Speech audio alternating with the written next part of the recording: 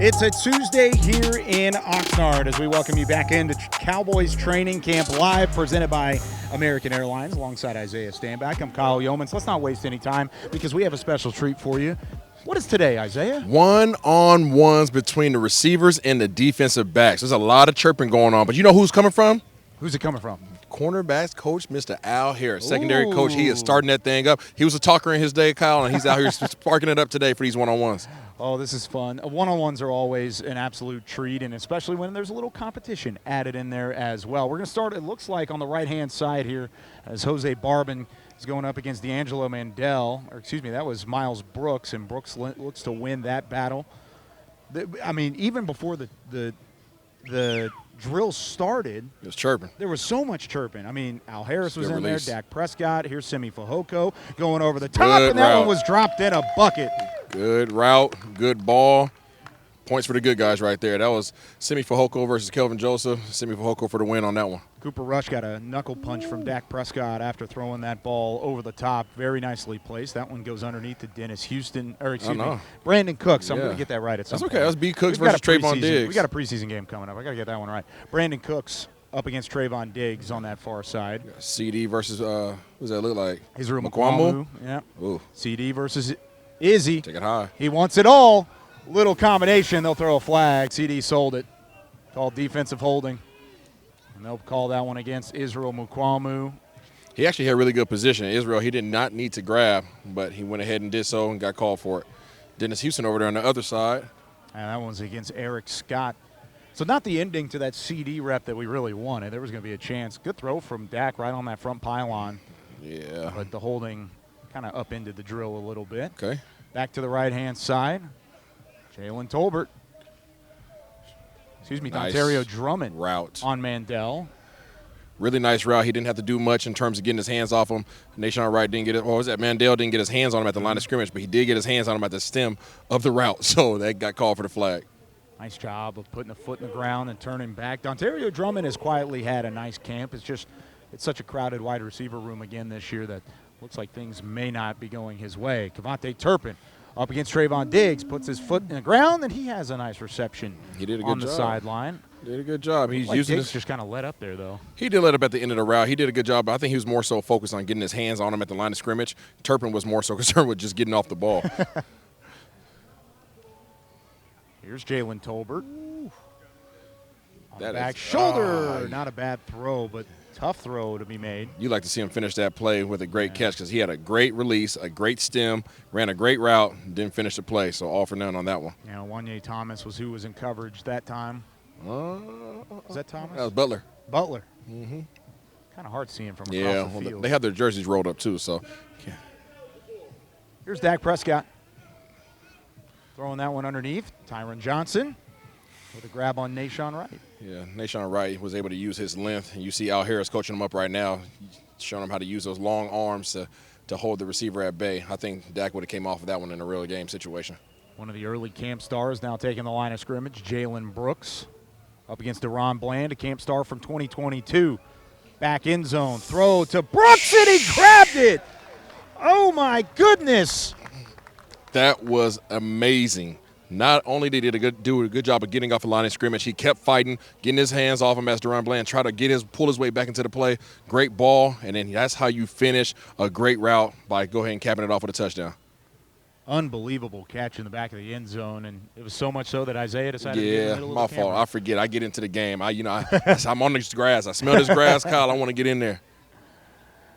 Here's Trayvon Diggs back in it again. Jalen Moreno Cropper throw underneath, and Diggs dropped the interception. You won't see that a whole lot. I see you, Seven. I see you. That was good D. Yeah, it was not a good release by Cropper right there. Diggs took away his ability to be able to get on top. He almost got an INT. We know that's what he's good for. And Al Harris was chirping at Trayvon a little bit, saying, hey, you didn't come up with the grab that time. Hold him to them high standards, man. You got to love it. Diggs wants those opportunities. He said earlier in camp he wants to be perfect. Doesn't want to drop anything. These are two guys who are going to have a good camp. Yep, Dennis Houston and Kelvin Joseph. That throw over the top from Cooper Rush. All right.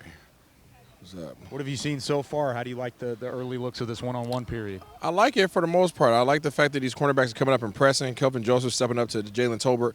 See, I like to see him use his hands a little bit more at the line of scrimmage. I mean, he's still finish it off, but when you have a little bit more experienced defensive backs that are out there pressing you, you have to be able to use your hands because otherwise you're just going to ride you to the sideline. Going back to the far sideline with Simi Fehoko, trying to build some sort of separation. Nice job by Butler to get a hand on it. He stuck in his hip pocket the entire way. He did. You know, he was stayed with him step for step and gave himself an opportunity. What you see from defensive backs, they try to push you to the sideline, take away your window over there in terms of the quarterback being able to get you the ball. Ooh, lots of contact that time around between Diggs and Barbin. Yep. What do you want to see from the defensive backs in a drill like this? Because they are kind of put behind the 8 ball. There's a lot of space. This is an offensive drill. It always has been because they know what's happening, and you got to find a way to at least match it or mirror it if you are a defensive back. Well, being that these guys are Al Harris has these guys pressing, so you want to see them get their hands on guys at the line of scrimmage. You want to see them be in the hip pocket of these guys as they progress down the field, and just give yourself a chance to at least get a deflection. Perfect example right there, Eric Scott. Great job. Woo. Has to have a little bit more awareness as to where the ball is going to be coming once you identify what the route is going to be. Good job by Dennis Houston staying with the play. Yeah, Houston finished all the way through it. Eric Scott's had a great camp, though, and he'll probably see a good helping of playing time on Saturday against Jacksonville. Ooh. MG getting after it. Got a little separation on Israel Mukuamu, and that's all he needed. A little bit of mind games at the line of scrimmage by Israel Mukuamu. He lined up on the inside, which changes your release, and then right at the snap of the ball, he hopped outside. Good job by Michael Gallup identifying that, and getting the inside release and coming inside, getting the ball. So Dak will step up to the line of scrimmage. Jalen Brooks against D'Angelo Mandel. No press off the line of scrimmage here. Just check the stem, straight up, little hesitation. Come back. That was too easy. Yep, win that all day long. As long as they're playing off coverage, that's pass and catch for their quarterback and receiver. Even prior to the snap, Dak Prescott, when he backed up to the line of scrimmage and he gave a different route to Jalen Brooks, so he really wrote that up from the beginning. Well, they're saying that Dak has freedom to call whatever he wants at the line of scrimmage. You're seeing that show up here in his one-on-one drills. All right. Left side of the line of scrimmage, Kelvin Joseph in coverage up against Jalen Tolbert. Stumbled, but Tolbert still got up and made the grab on the sideline, and they said he stayed in bounds. I'll take it. I will take it. We have stepping up here. It's a little low energy for one-on-ones. After the talking we saw earlier, I thought we would see a little bit more here. Yeah, I thought so too. Here comes some speed on speed. Barbin versus Trayvon Diggs. Faked the jam, got his hands on him. Now it's just a track meet. And there's Trayvon almost. Barbin had to play a little defense to get his helmet in there. Yep. Straight track meet. Diggs does a great job of just disrupting your release. It doesn't take a whole lot. Once he gets his hands on your shoulder pads, if you don't knock those hands down, you have to be 4.2 speed in order to get past them. Another one to Fehoko, but there was a flag called on the defense. I want to see CeeDee Lamb get back after it. Got called, won the rep a little bit earlier, but it was because of a flag. Yeah, last shot at it. Nope. Tyron Johnson with just a little bit of separation, enough to make the grab. And there you go with one-on-ones. So we move from one-on-ones into 7-on-7. More competition, and we've seen practices like this throughout Oxnard so far, and because of that, you get one shot to win your battle. If you don't go well there, you've got a chance to replicate it and get better going into a full team drill as well. We got a long period of 7-on-7s today. CeeDee Lamb, Michael Gallup, Peyton Hendershot, Brandon Cooks, and Jake Ferguson out there, as this is a quick dump off to Malik Davis, who gets the first running back rep. Seen Rico Dowdle and Malik Davis in the news recently. Dowdle was named RB2 on the unofficial depth chart yesterday going into preseason week number 1, but really it's a tight battle between him and Davis going into that first game. And this is back-to-back years that this is going on, Kyle. This is not the first time that these guys have battled it out. You love to see a strong running back room. We're going to have these guys, they're going to have the opportunity to go out there and compete with each other in these preseason games. There's Dak looking for something over the middle with Peyton Hendershot. Dangerous as Jaron Kearse was flying in. Nice contested pass. Nice contested catch, at least there by Hendershot. Dak's been looking to him a lot. Really trying to build up his confidence, really trying to say, hey, come on, young fella, like, I got you. I trust you. You got to believe in yourself. He's going to have plenty of opportunities. Just got to continue to make plays like that in practice. Especially in the red zone. That's huge to get an opportunity like that. You see Damone Clark following Rico Dowdle, man coverage. Dak over the middle to Simi Fehoko. He's got a long way to go as he walks into the end zone. He would have gotten there easily. Of course, just 7-on-7, though. Somebody could have been coming from behind. Just 7-on-7, but the only thing that's really going to stop those, especially when the defense is playing man-to-man, is going to be pressure. We know Dallas's defensive front adds a lot of pressure, but I think that these guys are going to have a lot of opportunities for catch-and-run opportunities in this new offense. West Coast, it's a lot of that horizontal look. You want those flats to be utilized, and you saw it that time around. How about this? I formation. In 7-on-7. Got Hunter Lipke back. And Princeton Fant. Got him. Long throw, back of the end zone, and Turpin couldn't extend to make the grab.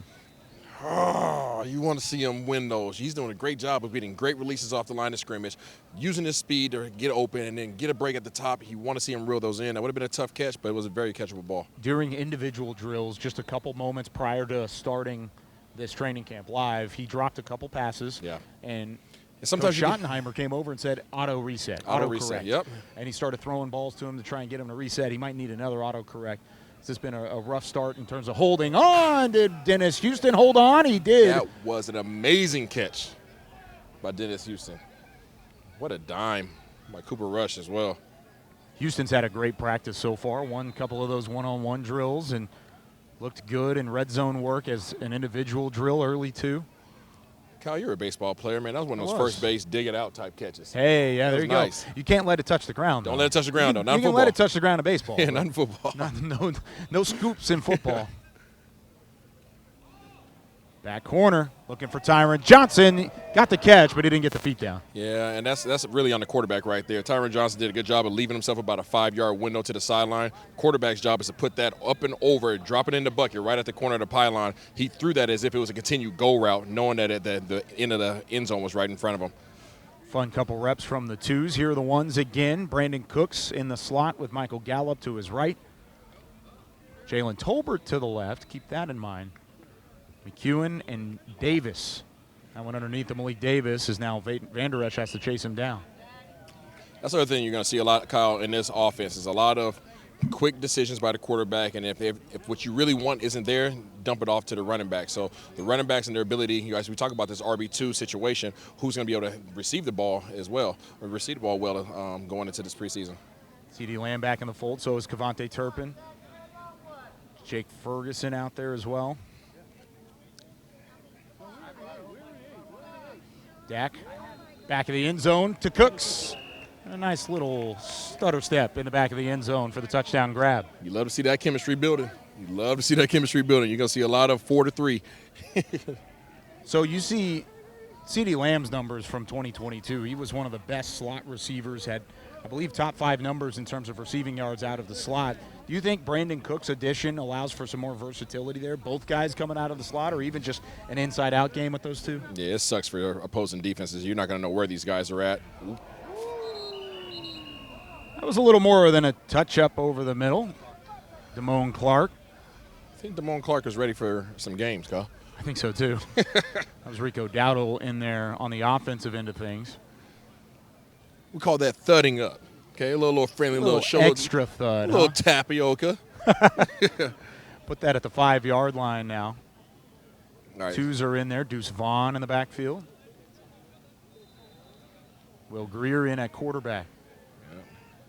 Quick 3-step drop. Greer looking on the goal line. They practiced this earlier. Absolutely. And a nice job by Luke Schoonmaker. Oh, with the grab. Made an appearance, baby. That's exactly what we were looking for. They, like, as to your point, they were doing that over there in the individual drills with the tight end, and that was a particular reason why they were working on it, so he can show that up in the 7-on-7. And they said they were going to limit him in terms of the snaps, getting back into the fold, coming off of a plantar fasciitis injury that kept him out through OTAs, through a part of minicamp, and then, of course, into the first 2 weeks of training camp. Worked back in yesterday, only in individual drills, but now first team action for Schoonmaker, and he made a nice grab.